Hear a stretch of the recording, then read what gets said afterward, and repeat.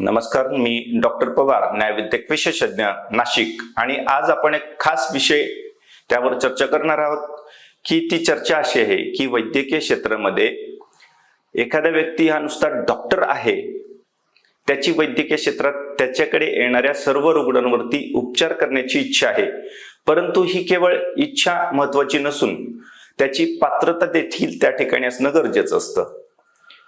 आपल्या शाखेच्या बाहेर जाऊन उपचार करणं हा केवळ नैतिक गुन्हा नाही, तर तो कायदेशीर गुन्हा आहे, कायदेशीर निष्काळजीपणा आहे. त्याला निग्लिजन्स पर से असं म्हणतात आणि त्यासाठी त्याला मोठी नुकसान भरपाई त्या ठिकाणी द्यावी लागू शकते.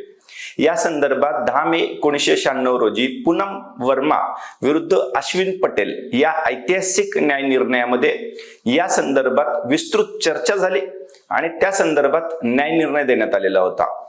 तर या निकालामध्ये नेमकं काय डिस्कस झालं होतं, हा निकाल नेमका कोणत्या केस संदर्भातला होता, त्याची पार्श्वभूमी काय होती आणि इतर डिटेल्स जाणून घेण्यासाठी कॅप्शन मध्ये दिलेल्या लिंक मध्ये असलेला व्हिडिओ आपण क्लिक करून पाहू शकतात आणि याविषयी माहिती मिळवू शकतात.